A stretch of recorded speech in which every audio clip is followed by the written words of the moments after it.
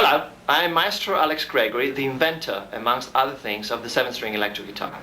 Okay, this is the guitar that started it all, for what concerns 7-string. It's my 1988 Fender 7-string Stratocaster signature model, and this is the first truly electric guitar in history, as proven by two patents. This guitar is a specific guitar, it's a 7-string. It was designed for a high A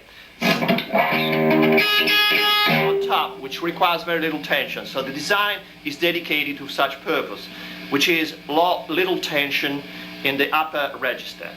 That involves obviously little tension overall, the whole neck of the guitar. This guitar was copied, and for many technical reasons later on it ended up having a low B. Of course, the design having been specifically dedicated to a high A was wrong for a low B. Why? Well, a low B has the absolutely opposite requirements of a top A. It requires a lot of tension so that the low B on the bottom is not floppy and has enough harmonic content.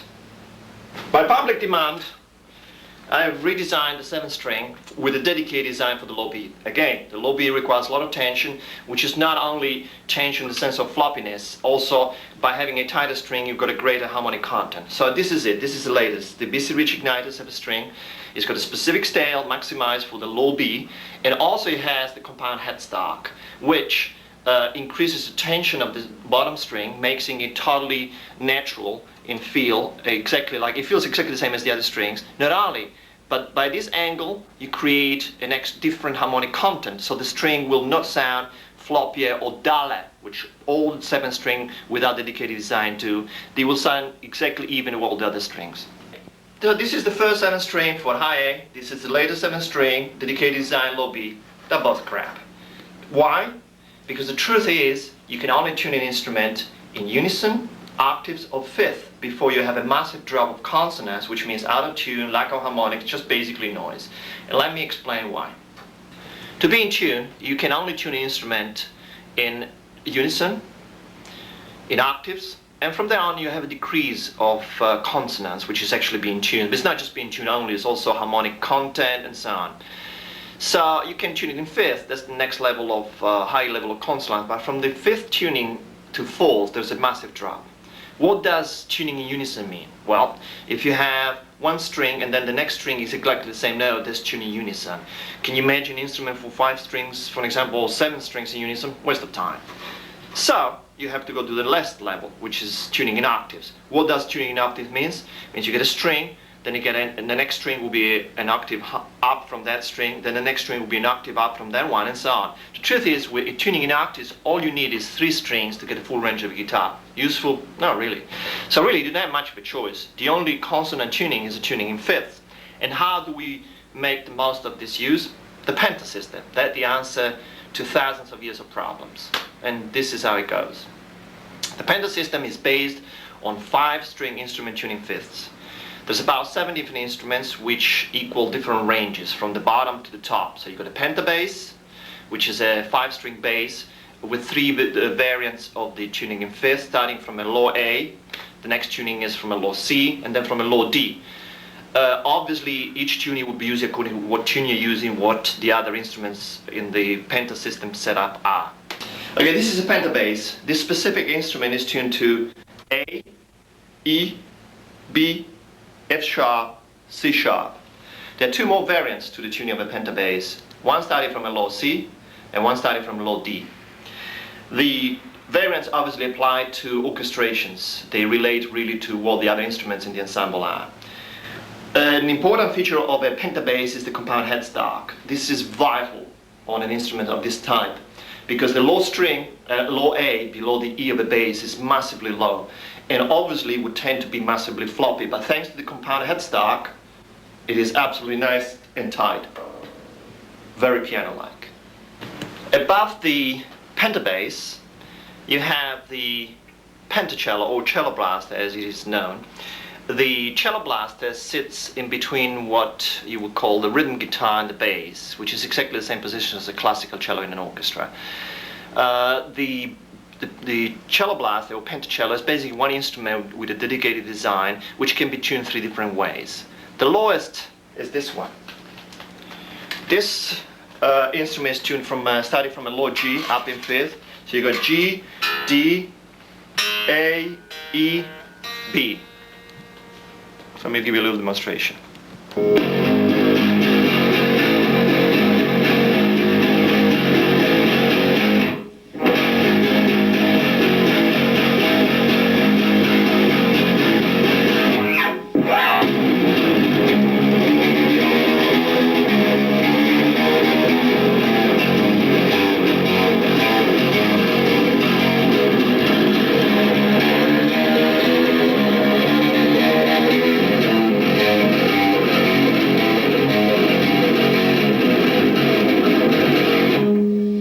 The second one is starts with low A, E, B, F sharp, C sharp. Is probably now is the one that uses so-called rhythm from hell tuning.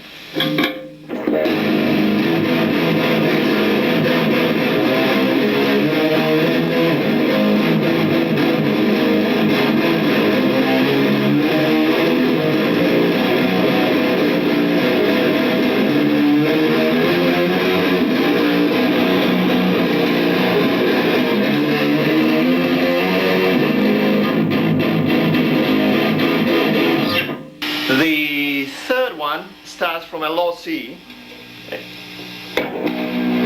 goes up again in fifths. So it's G, D, A, E. This is the closest to a classical cello in the sense that the bottom string, a C, is the same as a classical cello. So are the next three strings, which will be, as I said, a G, a D, and an A. What the difference between this and the classical cello is, of course, zillions of differences really, but the most apparent one at first look is an addition of a fifth string, which is a high A. Sorry, a high E. The high E basically allows me to have the full range of a guitar and still go down. But with the 27 frets, I will have an actual G on top. So it's actually higher than even a 7-string guitar with a 24 frets. Let me show you just something.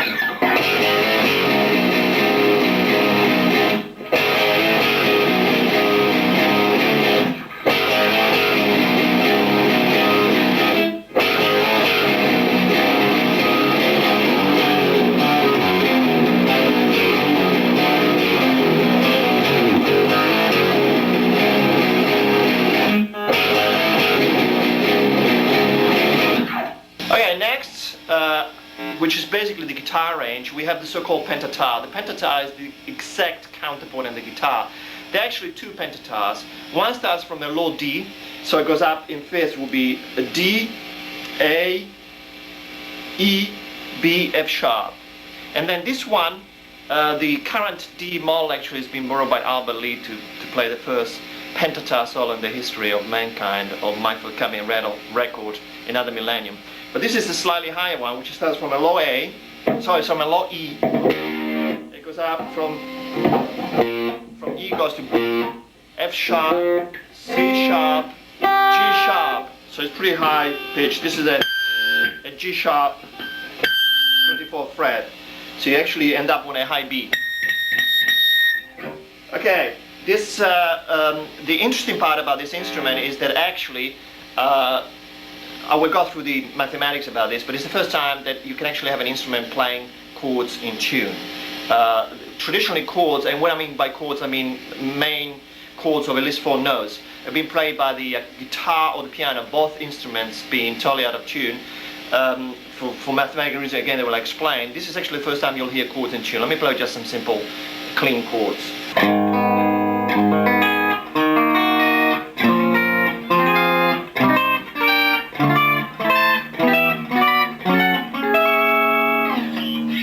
Above the pentattar, there are 2 further instruments. One is the pentola, which is starts from a higher A above the E of the guitar, basically the A of the 5th fret of the guitar.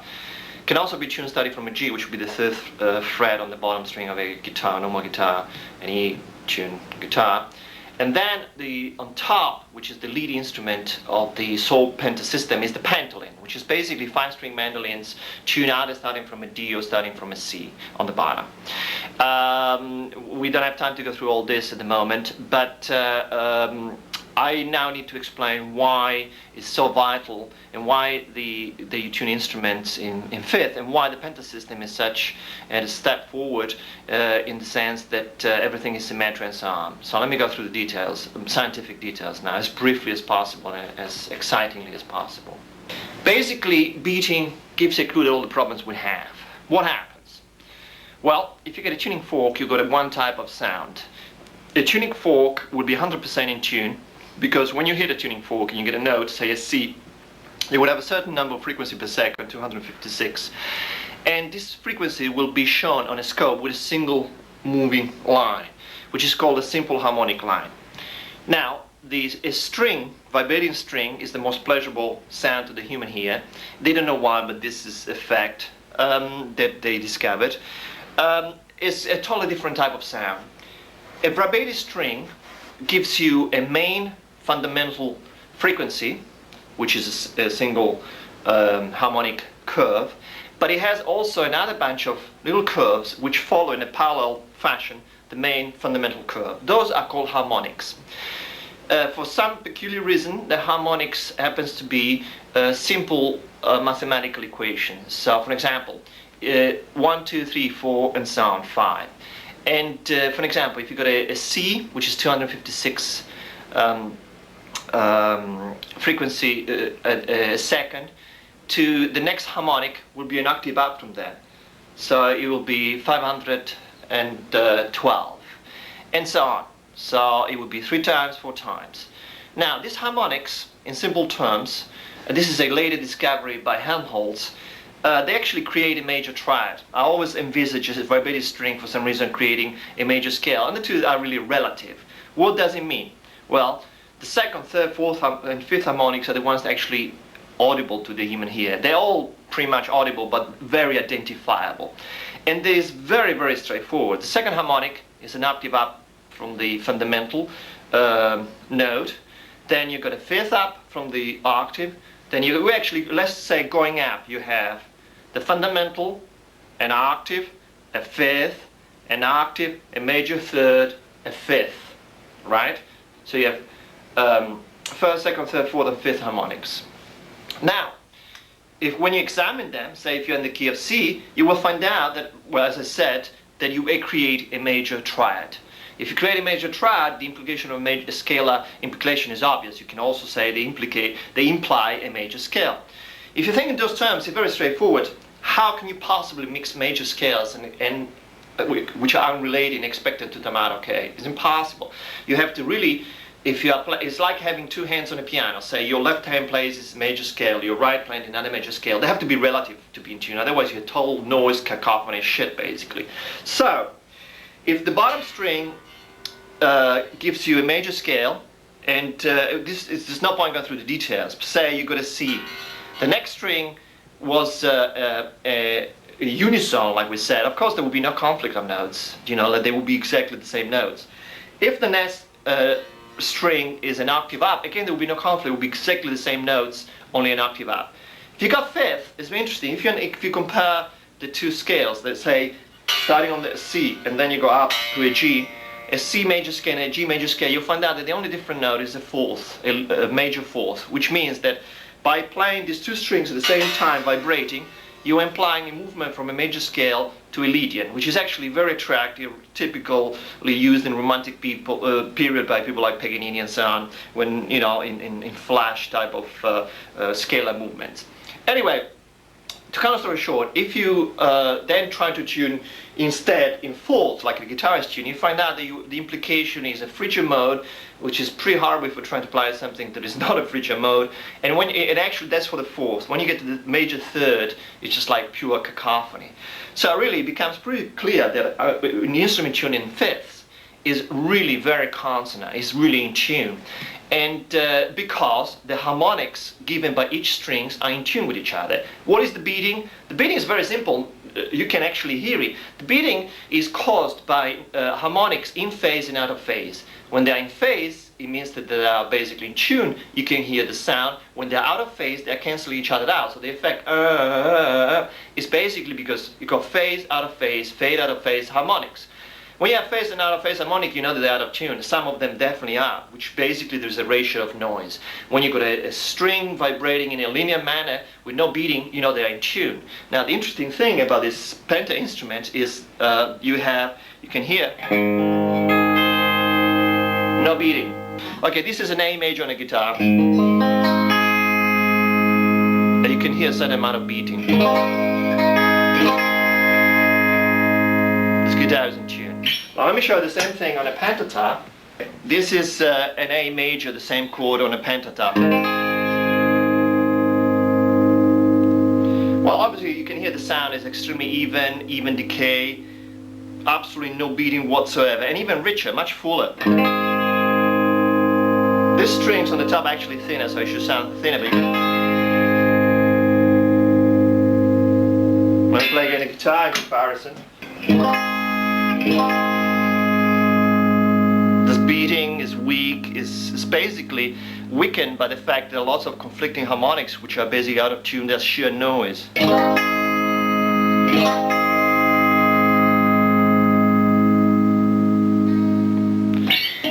Well, people accept guitars is because you're used to it. But the truth is, once you hear what is much better, you can, inevitably you will want to go for it. In fact, the truth is that in the past, or for the last few thousand years, main chords, which is at least 4 notes chords, like for example, viola, violins, cello, they play chords about 2-note chords. A real chord would be, let's say, 4 notes. It's traditionally played by piano and guitars. Both instruments are diabolically out of tune. So actually, a pentatap, for example, will be the first time in history you've actually heard a chord totally in tune. And here's the difference.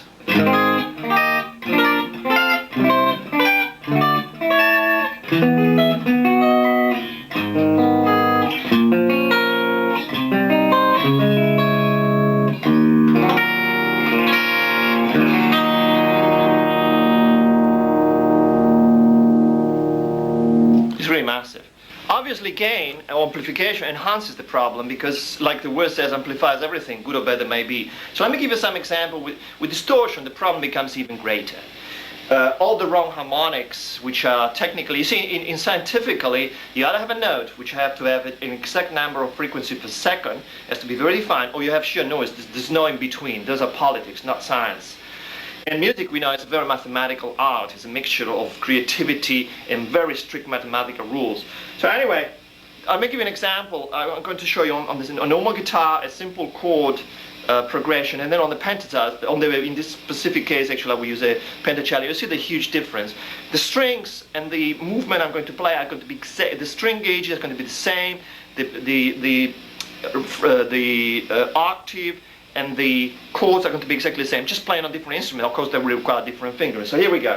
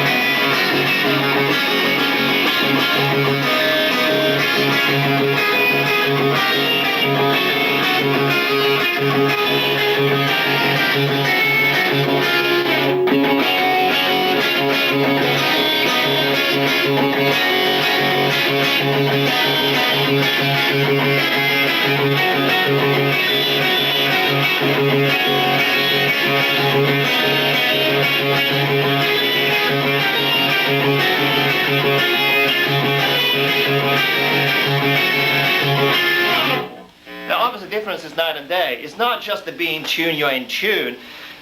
By removing all the wrong harmonics, the noise, you actually have far more definition, far more punch, far more musicality, and far more pleasure in actually listening. Okay, I could go on and on, give you lots of examples, but the truth is that the Pentasystem overcomes all the sort of scientific problems that plagued guitar tuning from the beginning of history, or generally instruments. I mean, the truth is, classical orchestra were the closest to being consonant as opposed to dissonant, which is in tune with no noise, basically a desirable attribute. They're only about 70% consonants, while the Pentasystem is 97% consonant and 3% dissonant. The 3% dissonant is desirable, but creates a little bit of tension. It's the same thing that happens in a vibrating string. You get 97% consonant, 3% dissonance. In cut long story short, if you use Pentasystem instruments, you can record your favorite record, Led Zeppelin, Rolling Stones, Beatles, anything. It will sound at least 70% better, and it will be more pleasurable, it will be audible for everybody. The other advantage of the Pentasystem as opposed to guitar is that for somebody starting from scratch, the Pentasystem is the most symmetrical thing on the planet. By having 5 strings, I mean, there have been instrument tuning in fifth before, some of them like violin, viola. The problem is they have 4 strings. The fact that these instruments are actually tuning in fifths, and that they have 5 string, creates total absolute symmetry. On the 4 bottom strings you have one shape, you move up to the upper 4 strings, so you have the exact duplicated shape. So what on the guitar would take, like, say, I don't know, 10 hours to master, on the pentatone you would master in 2 hours. That simple. And the voices would always sound better because they are totally in tune. Let me give you a very, very simple example. This will be a 1-5 position on the guitar. We go from A to E. Sorry, yeah.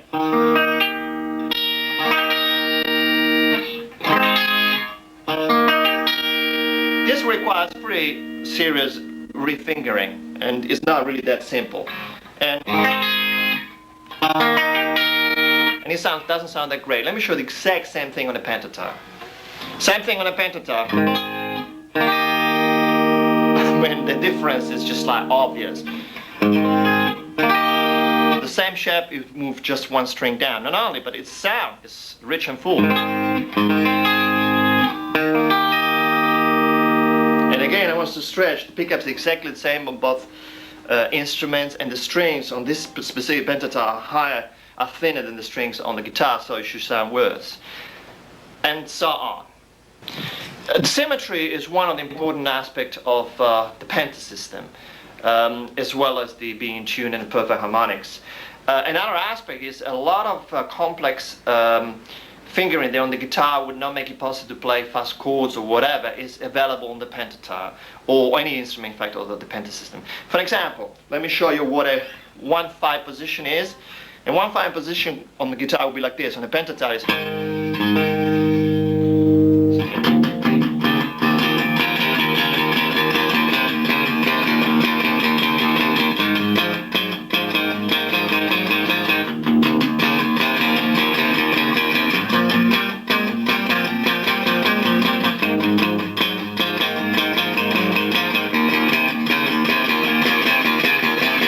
even this very simple thing on a guitar will require shifting of the little finger, which will be pretty complicated. But as you can see here, we've got just the index finger playing with the 1-5 position, and then these 2 fingers adding the notes.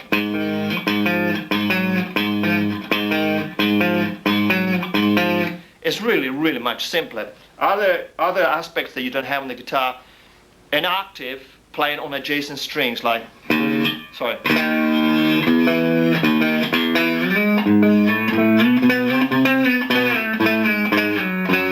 On a guitar, this would be basically the shape. So it means you couldn't strum having a string in between octaves on a guitar part, but you can on the pentatone. Like,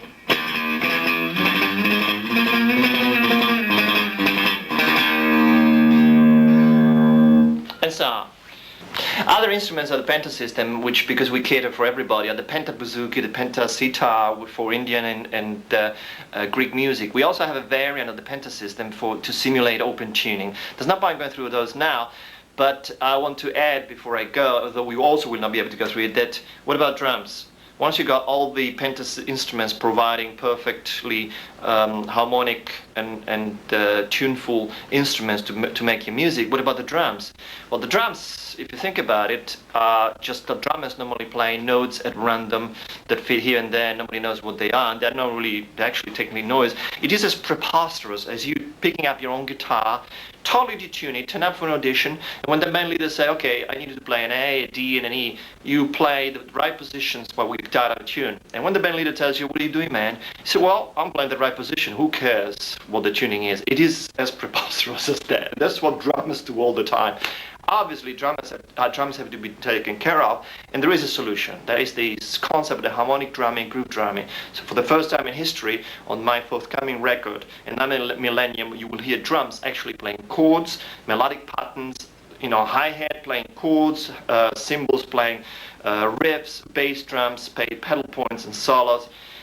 That's just an obvious sort of step that follows the Pentasystem. Everything has to be totally together, harmonious, in tune. We really are sick and tired of noise. Okay, I'm not a drummer, so forgive my lack of mega chops. Here, bass drum.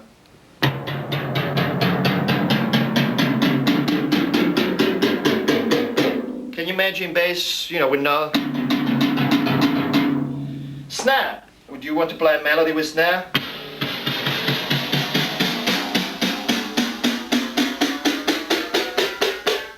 There you have it. On this specific patch which I made up, I have 2 octaves of bass drum on the left hand side and 2 octaves of snare. So the drummer doesn't have to play any more notes at random. You can play chords. Let me give you an example. Okay, let me change sound. Okay. Open hi-hat.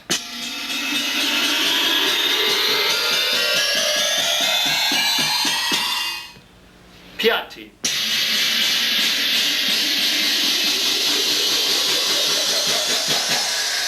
Now, can you imagine chords, like say a simple G minor? I don't have a double mallet technique, but a percussion with double mallet technique could easily play, say, G minor.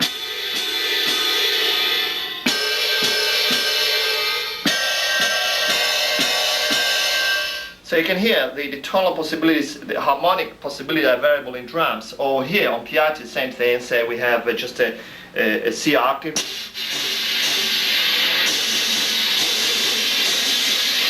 Or any chord, like say a simple major chord, like etc. Enough of this noise. So just get in touch.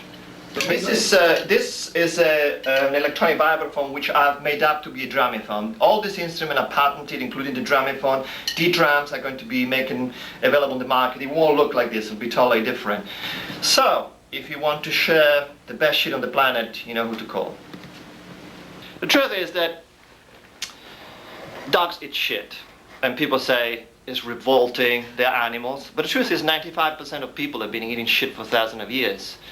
Now, I, a gourmet chef, are showing you that everybody's got taste buds. High quality food is easily available, so the choice is yours.